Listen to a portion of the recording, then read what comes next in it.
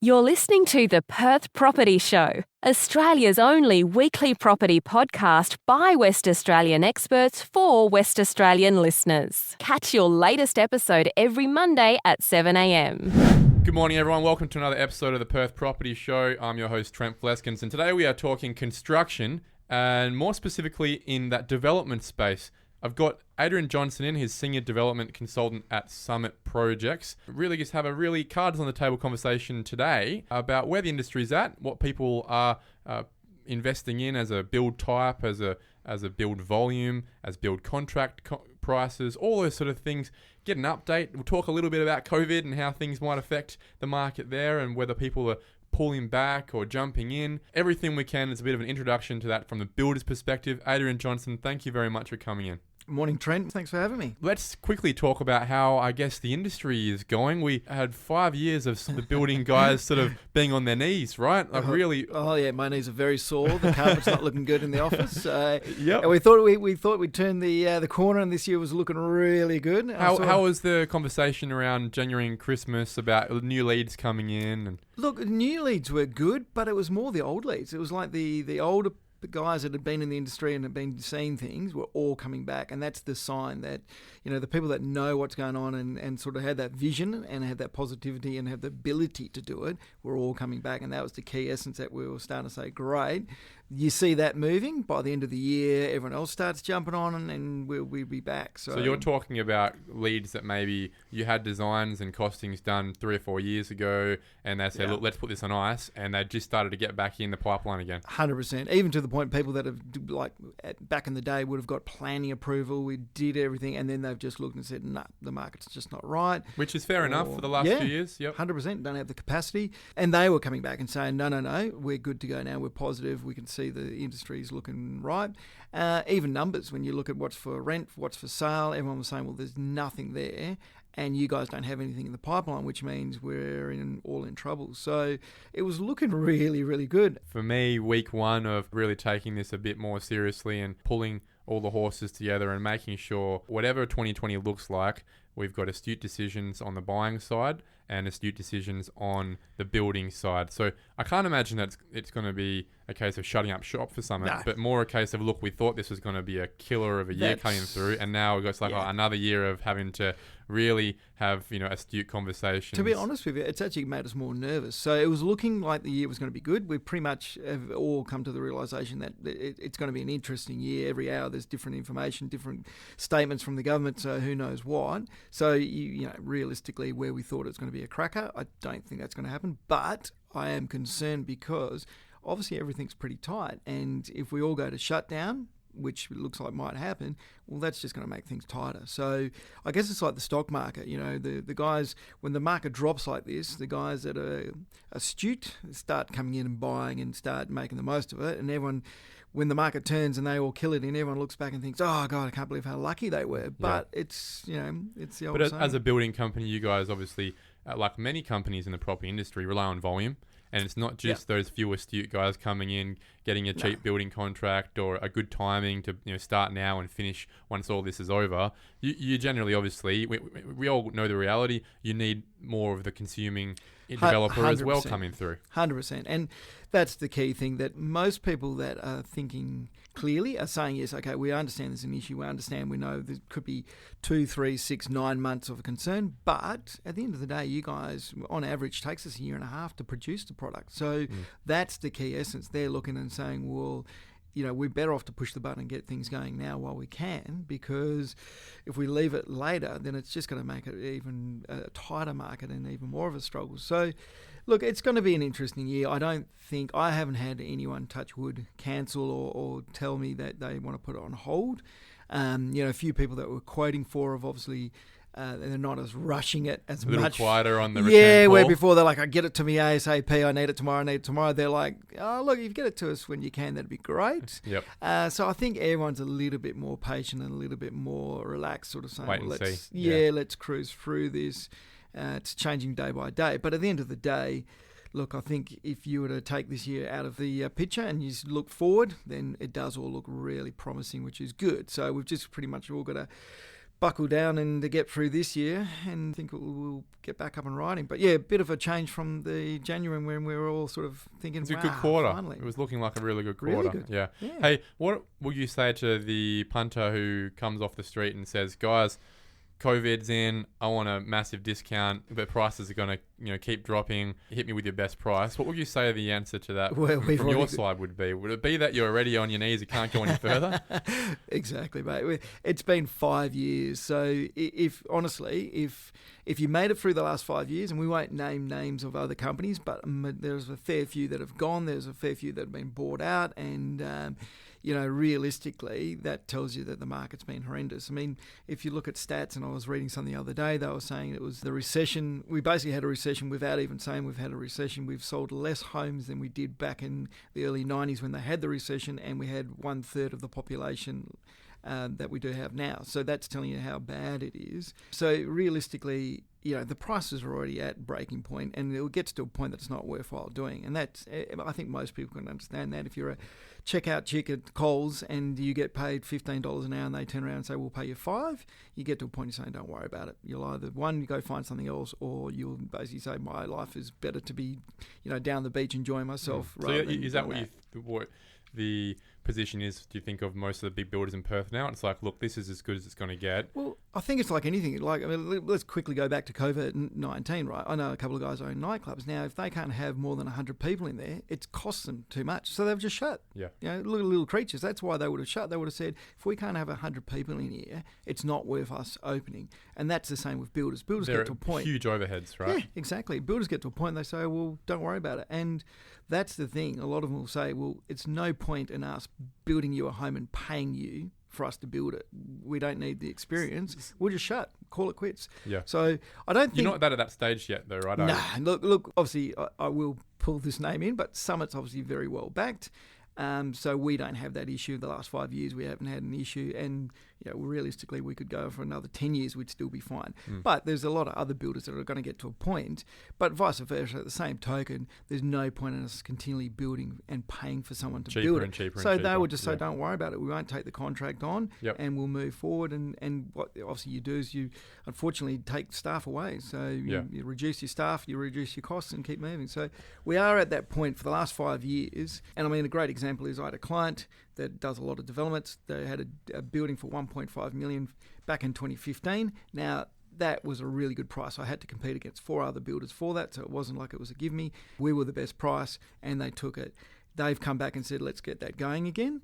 That dropped $150,000. That shows you how much. I mean, that's not the builder's profit. That's just that everyone has had to drop their prices. So everyone's had to basically taken a chip off, which has got that back down to there. But that gets you to the point that tells you that. So really contracts are sort of... At the bottom of the bottom. For the last 5 years, if you came in at 2015 to today, you can probably be confident that a builder would be able to offer about a 10% cheaper price. Oh, look, every deal's different. That just gives you a quick example, but that tells you also that is cheap. That wasn't a through-the-roof price, because 2015 we were still tight at that time, because 2014, middle of 2014 was when it started tapering down. So by 2015 we were already competing. We were already, we knew deals weren't flying in. You had to compete pretty heavily, and that prime example. So, but that shows you in the last 5 years where it's gone. So for that to drop again, you'd have to have significant changes in the marketplace. And the other problem is you've got to look is that with everything that's going to go on, things are just going to get tighter, because if you're not getting materials and not getting the build, the supply chain, like you sort of said, if someone comes in and says, well, we're coming into a mass recession, I want a really great discount, it'll go the opposite way. That there just won't be any product built because you just can't get it and you can't afford it. So supply tightens up even further. And I think that's what we're already seeing, that really tight level of supply in Perth for new homes and for established homes anyway. That's what's keeping that price starting to rise. It's not particularly a ridiculous rush in demand. It's a really tight supply market. Yeah. So if that continues to stay tight because your big project builders in Perth aren't building because it's just not worth it to them anymore, you have this weird contango market where you're in a recession but prices start going up in things like property. So I guess we want to obviously stay away from that, and to stay away from that we want... keep a continual flow. Yeah, exactly. We probably want to just talk pragmatically to those developers or would-be developers out there about what it is the astute developers on the top of your books, Adrian, are investing in right now? Is it a triplex? Is it a duplex? Is it 20 townhouses? What are you seeing in terms of that median client of yours in that development space? What are they building? What are their contract values like, and where are they building? Yeah, so it's been quite a big change. So, if you had spoken to us late sort of noughties and 2 10s, 11, 12s up to 14, there was a fair bit of 6 to 8s was pretty common, and then it dropped to sort of house behind house was the big thing for probably the last 4 or 5 years, and now we've gone back to sort of triplex. So you would probably say 3/4 of the stuff I'm looking at and dealing with is triplex sites, and then you've probably got 1/4 which is your house behind house and maybe quads. So it's a little bit of that as well. 2s, 3s and 4s. Yeah. Do you have any idea as to why that is? Is it just access to finance, or is it people don't want to go that big anymore? I think it's really come back to WAPC and what they've done with the zonings and with councils opening it all up. So, prime example, as you and I know, the northern sector, so Joondalup or your Craigie and Hillary's and all those type of areas where those are decent sized blocks of 700-800 square metres. They haven't been touched. Those blocks were developed back in the 70s and 80s and they've never been touched, whereas most of those areas with that size of blocks over the last 10, 20 years would have had a changeover and allowed them to increase density, and they haven't. So all of a sudden that's opened up a lot, and I think they're really good areas and everyone's realising. So you think it's more a reflection on the way that the government has shaped planning opportunity rather than preference in the market? Yeah, I think so. I think, that's the key, that people can see opportunities there. So if you've got areas, so prime example, back in 2012 to 14, Balga and Nollamara, we just went crazy on. I would have probably done 2 to 3 deals nearly a week in there on quads and triplex. Like, it was just, that was the place. Everyone went crazy. Yeah. So obviously now you've been fully oversupplied.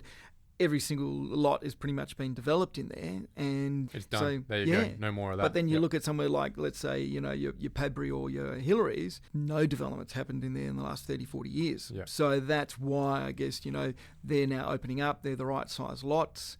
And the value's there because people sort of said, well, You've got the downsizer market. Yeah, and also, I think you've got that teenage market that might have lived there for 15, 20 years. They don't really want to move out, but they don't want that big house and might not be able to afford it. So all of a sudden, if you've got that smaller unit, then all of a sudden they're saying, great, we can get in here. So I think you get your downsizers, but also you get your first home buyers looking to stay around the area they know and love without having to fork out huge dollars and have a big home and yard that they might not require. Another question people might have, especially with regards to what's going on with maybe some supply shortages right now, people ask, oh, look, a tool's going to be going down. That's a side question, I guess. But back 6, 7, 8 years ago, you'd hear about builds taking 2 bloody years. Oh, right? Yeah, I've quoted down. 3 years for Wow. clients. And I can remember one client phoning me up, not abusing, but not happy, saying, oh, there's no way that's the tile I picked. It's horrendous. It's the worst tile I've ever seen in my life. And we looked back and showed it and said, well, this is what you told us, this is where you signed, and this is what you selected. It was 2 years ago, though, in your defence. Wow. And she'd forgotten what the tile looked like after 2 years. That long ago. It's tightened up extremely tight these days to months now, right? Yeah. When I give timeframes, everyone still looks at me and goes, are you kidding? And that's why I was saying to them, guys, look, I've been doing it for over 20 years. But the problem is that over the 20 years, I've seen a fair bit. So, single homes that you could build within 6 months have gone to 12, 14 months. You're looking at cycles, that, like you said, that you could be looking 2 to 3 years for a development or a 2-story home to be built. At the moment, we mentioned before, costs and prices are the best I've probably seen. Your best trades on the ground as well? Yeah, exactly. Because if you're not, then you're not getting employed. So you've got your best quality trades, you've got the best timeframes, you've got the best costs. But also times is the key essence. And that's the thing, like with a lot of people worrying with what's going on with obviously the corona and all these type of things. Before that, I'm quoting and telling them a good time frame because, as we just said, the last 5 years What would that time frame be? Look, on average, you're a year and a half from when you come in and sign. Yep. So let's run through that process if we can. Yep. It's really easy to get caught up with the misleading advertising that says your house will be built in 26 weeks and it's $142,000. Right? We see a lot. It should be banned. Until you read the marketing. The small print. The small print will tell you what, Adrian. What is the process from coming in to say hello or speaking about an initial design? Yeah. it takes 9 months to get to the point where you're getting a slab down anyway, at the minimum, right? Yeah, exactly. I mean, tell us about that. I think the biggest issue is when you see those adverts, they're sort of promoting green title, and that's a fully developed block that's already had all the civils and everything done to it. Brand new estate. Literally, yes, you can walk in. If you were to go see one of the reps, take that plan, do no changes, just sign it off, you're still on average probably going to be looking at 2 to 3 months to get to site, because they need to still draw it, site it, basically get you to sign off on those full working drawings, and then the engineer certification, then basically get into a pre-start, all your selections, get you to sign off on that, get a building permit, schedule it, which means obviously ordering it, getting all the guys scheduled.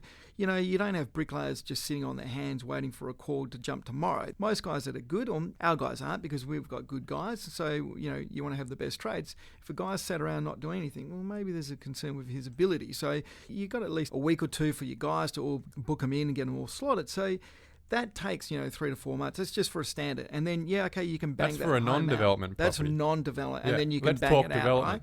Now you've got to develop it. So now all of a sudden you're saying, well, got to come in, see you, get a concept, get an idea, get that all set up, get the price right so that it stacks up, and works. it's a complex concept. It's not just a that's right. 500 square metre block with no bang this plan boundary on, setbacks. thanks for coming. Yeah, I mean, exactly look, it would right. be lovely if that was the case. And I tell all my clients when they phone up and say, oh, can't you just send me 3 plans and I'll pick one, sign it and go? I mean, great. If I did that, sign every day, go for a surf, and I'd have the most chilled out life. Unfortunately, every single block is 100% different. Especially in different development. levels, different orientation, different neighbours, concerns. There's everything involved. Sewers, pipes. And you have a development application that will take 3 to 4 months at a minimum, right? Exactly. And then you've got neighbours complaining, and obviously, because there's changes going on and all the rest of it. So there's a lot involved. So just to realistically, give us that get real a concept, summary. get a price. I obviously tell most of my clients 2 to 3 months to get that. Once you're 100% happy and we know it stacks and we're all good, then realistically, you're 9 to 10 months from there to get a site, because we need to lodge it into the Shire. There's 3 to 4 months. Then we need to do engineers once it's certified, full working drawings, get all the contracts done, get you into pre-start, get all your selections done, get all that paperwork signed off on, get a building license, and then basically finally schedule and hit site. So realistically, the building time is actually quick. Like, we can build a 3 villa unit development within 6 months. But then on top of that, you turn around and say, well, full turnkey. So we finish it. We don't want to be doing the carpets while the guys are still working, because they're going to wreck it. And then you could say, oh, well, you put boards down. Okay, but that's more work again, and then there's more costs. So this is where, unfortunately, on average, you're probably another 6 weeks again to finish the home that someone paints, cleans, and does all that, because we don't want to be doubling up. We don't want to be wrecking stuff and costing us more money. So on average, I'll tell most clients a year and a half. So if you were to come and phone me today and come and see us, then we're a year and a half, really. So if we've been dealing, we've got something good to go, great. But from when you sign, you're normally a year and a half. And that's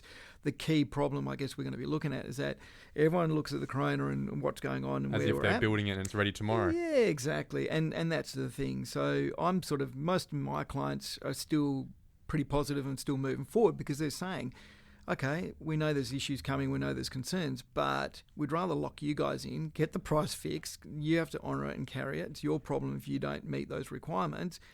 And we'll have the product in a year and a half time. And by then, we'll hopefully have all forgotten about this and be off and racing, and we'll be in a great position, because the market will be even tighter, because a lot of people will be scared. For me, that's very much the cloth that I am cut from. Yeah. Zigging when everyone's zagging, buying when everyone's running, and negotiating build contracts when most people are getting you a little bit nervous, Adrian, when putting you on hold, for example, right? It's a good time to say, look, I'm ready to sign on the dotted line, adding months out from when it's going to be built, when Steve was the last phone call you got saying, let's leave it for another couple of months. You'd be more interested to talk to me now than you would have been a couple of months ago, right? We're pretty good at the moment. I mean, we're still staying at that same level. I think the funny thing is that in this market is, I was predicting the end of the year would be really, really busy. And it's funny, when the market's good and everyone's hearing it's good, that's when everyone wants to jump on the bandwagon. And that's when you probably should be holding off. Now's the time you should be jumping. Yeah. And that's the problem. If you come in, and I tell clients, like, they'll be all lining up outside in the waiting to come into the office, and they'll be saying to me, oh, how many are you doing? And I'm like, none, I'm selling more. And guys, if you can see 20 people sat out in reception waiting, then there's too much stock going to be coming onto the market in time. If you're coming in at the moment, and have been for the last 5 years, and we're begging you and doing whatever deals we have to do, that's the time to take advantage of it. So, Well, Adrian Johnson, thank you very much for this first little intro to that building industry from a seasoned building consultant's perspective in the development space. To be very clear, we're talking development with Adrian Johnson here.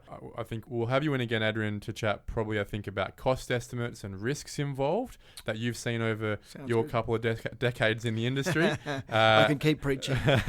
And really, we just want to mitigate. We want to look at the mistakes that people have made, the costs that they've incurred that may not have had to, or just being aware of the costs they're going to have to incur for a development that they want to do sometime in the future. Yeah, look, and that's probably worthwhile. Thanks, mate. Again. Cheers. Okay, Suburb Spotlight time now. We are chatting about one of my favourite suburbs in Western Australia. I live in the area. It's North Perth.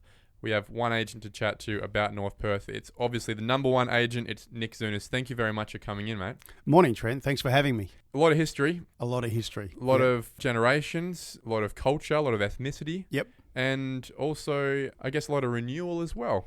Yeah, absolutely. Look, one of I would say one of the initial multicultural suburbs of Perth. It's literally the first suburb out of Perth City. Lots of interesting people. Started with the migrants, the Greeks, the Italians, the Slavs, followed by a large Asian community through the last 100-odd years. North Perth, it wasn't the dense suburb we see today. No, there was a lot of bigger homes on larger blocks, and over the years there's been a lot of infill. And originally it was sparsely populated. A lot of lakes as well, right? A lot of lakes. They've been filled in, haven't they? Absolutely, yeah. Well, isn't that a shame? When you look at how beautiful Hyde Park is, it's a jewel of the area, right? On a hot day, it's the coolest part of Perth. You look at the old historical signage around that gives you a bit of information, and I recognise it's one of what used to be many lakes in a bit of a lakes district. Yeah, from, exactly. From Perth all the way to sort of past Lake Munga. Yeah, look, it's one of those things where if you had your time again, the planners may have done things differently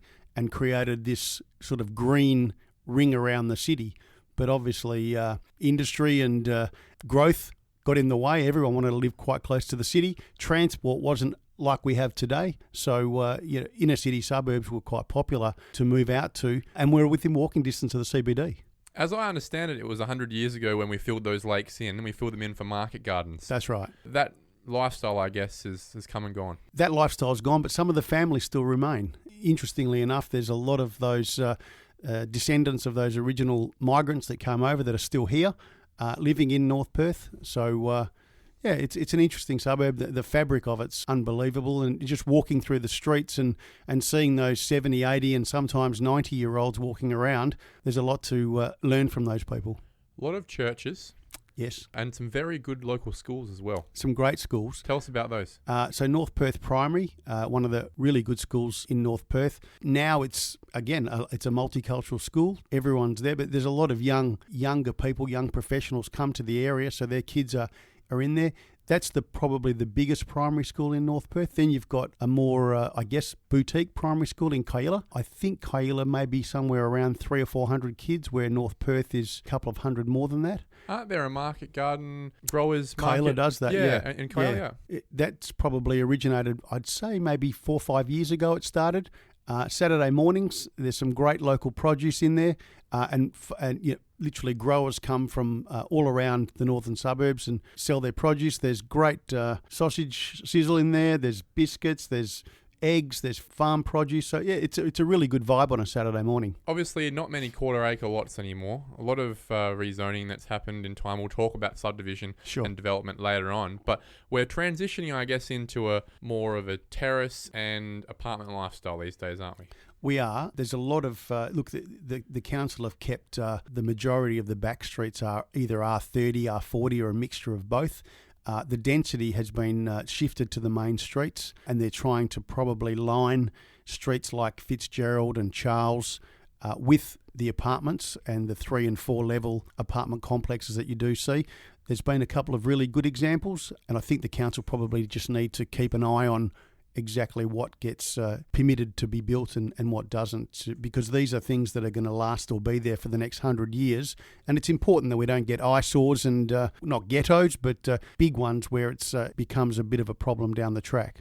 Would you say that the Fitzgerald Angove Street corner is really North Perth's centre? Yeah, look, I would think it's starting to look that way probably from a restaurant point of view. I mean, where the post office is and where our office is actually across the road from the post office, that's probably sort of more the businessy hub.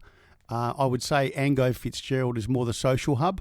You're getting some really nice sort of There's a cafes. resurgence coming through, isn't there, through Angove? I think so, yeah. Look, since the Rose has been built, it's taken a while for it to get started, but now the ground floor is, I think, mostly tenanted. I think there's one free one there at the moment, but you've got some really great little restaurants sparking up there. You know, you've got Ilaria, then there's Modern Chow House, Tomasino's, great food outlets. And then across the road, you've got Chili Orange, the hotel, the Rosemount. So it's a great hub on a night time and evening.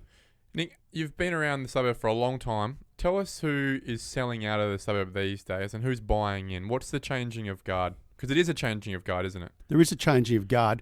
Look, I would say the people buying in are generally younger professionals. So the people getting out, it's interesting, there's no real definition. We're getting a lot of downsizers coming into the market.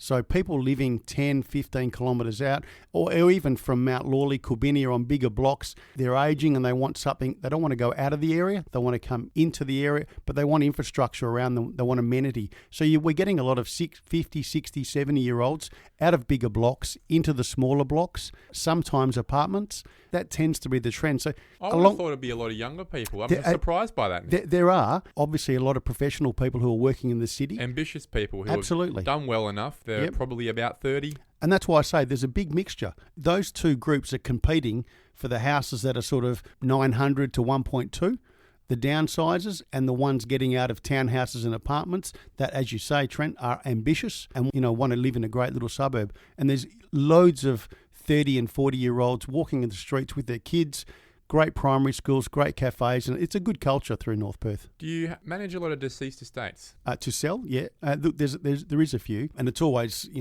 difficult to deal with the families. We've got probably one or two that we're doing now. People that have lived in their houses for 50 and 60 years. It's a reality of the suburb, isn't it? Absolutely. This is a suburb where people have invested 3 generations of life into one home, into one community. Yep.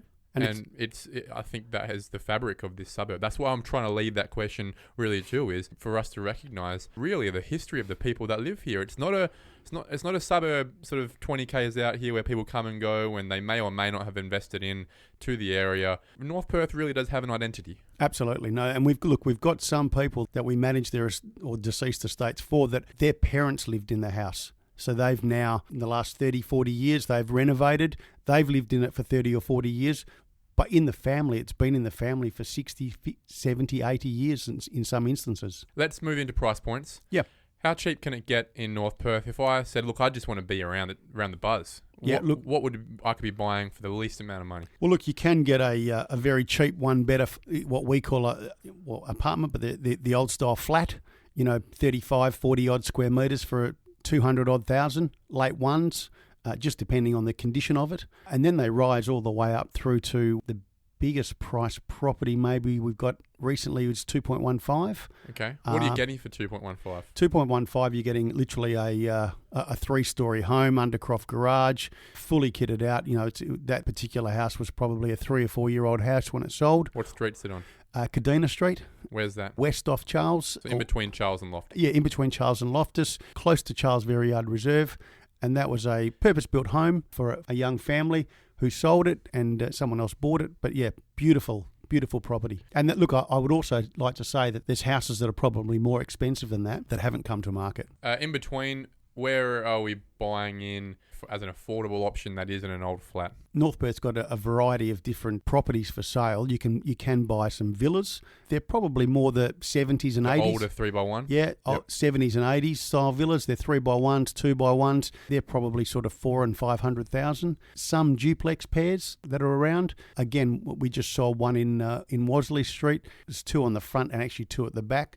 2x1, it went for 586,000. Beautifully done inside. Credit to the sellers. Yep, certainly affordable. Absolutely, for the offering. Yeah, and look, if there's plenty there for young couples to get into it at a reasonable price and live somewhere for 5 or 10 years and then move up the ladder, so to speak. I would think that median lifestyle, though, of the 450, or I think it's more like 480 square metre block in North Perth, where you got a possibly renovated older house, you're paying 900s plus for that, aren't you? Pretty much, yeah. Look, there's been some examples the last 2 or 3 years where we've been in a bit of a downturn.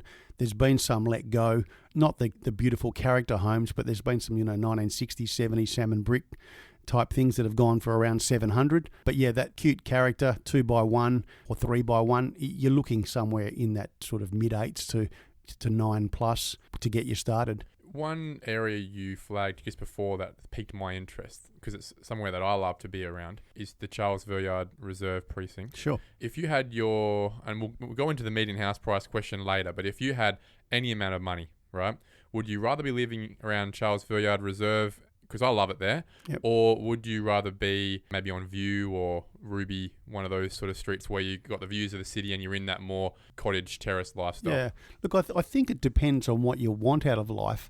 Around the Charles Villiard Reserve, you've got, so there's some newer homes got built. It gives you, and they're literally building on all the land, so the park is your backyard, so to speak. That's great though, isn't it? Yeah, absolutely. And you've got, the council's done a great job around there too, because they've put some fantastic exercise equipment around that park, which gives you the opportunity to do some circuit work and things like that. And then you get into those areas, Ruby, Elizabeth, Menzies, in behind the strip, where it's an easy walking distance to cafes and restaurants and things like that. So you're saying it's two lifestyles? There is. There's two, and probably more even, because then you get the North Perth that's close to Hyde Park, that people love, that the Hyde Park area, in around Grosvenor, Chelmsford, and then they can walk to the city or ride to the city. Or Beaufort Street. Or Beaufort Street, yeah. I think those people that live there, certainly their priority is that they probably work in the city. Absolutely. And they either want a really quick bus ride in, or even just a nice walk where they can maybe go to Chew and those sort of places on a Saturday morning. You're right. I think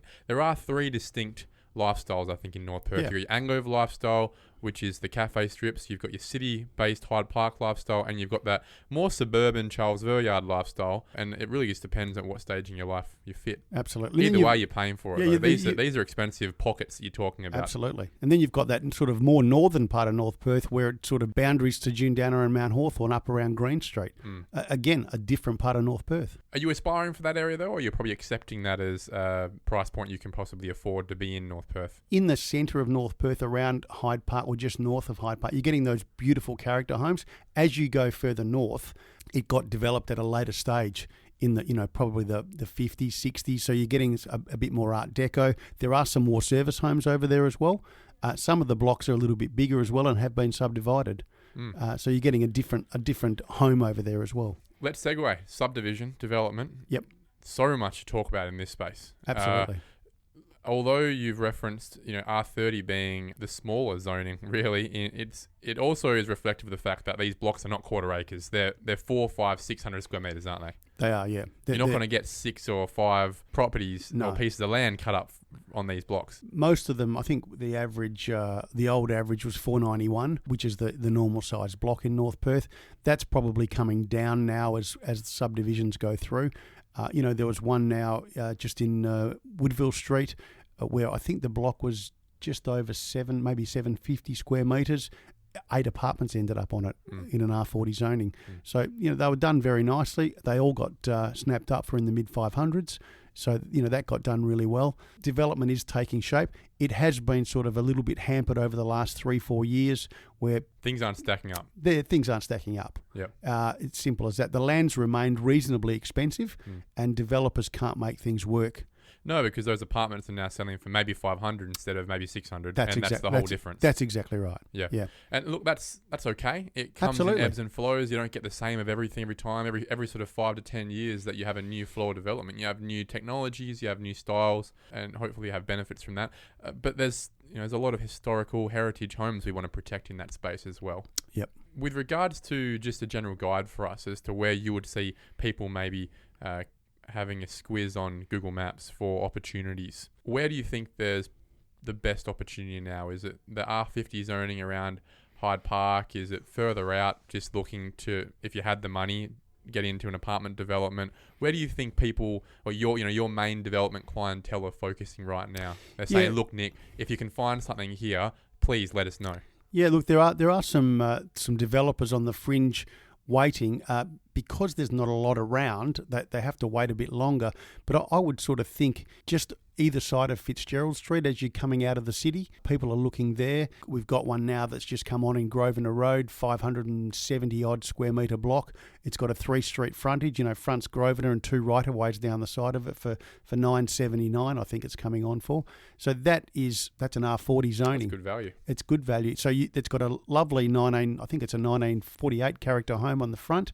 You can get one on the back, or it could possibly be demolished and some apartments go up there. So yeah, there's a lot of people looking, very few available sites.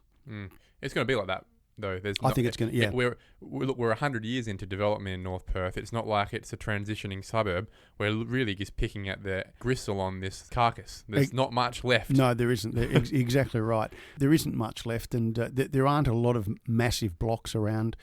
There's a few, but they're tightly held, and I think the other reason is people did buy them to develop them, so they have got plans on hold, so to speak, and when the market picks up, I think we'll see a number of developments shoot out of the ground. You know why I think there's another reason that things aren't stacking up? And it's, for me, because North Perth has such a great owner-occupied lifestyle selling point that there are a lot of people who probably have the ambition, have the money, they want to buy the block, cut it in half, build their family home on there, and then maybe sell the back off or do something back with less of a profit motivation, but maybe half profit, half, yes, we're in. Absolutely.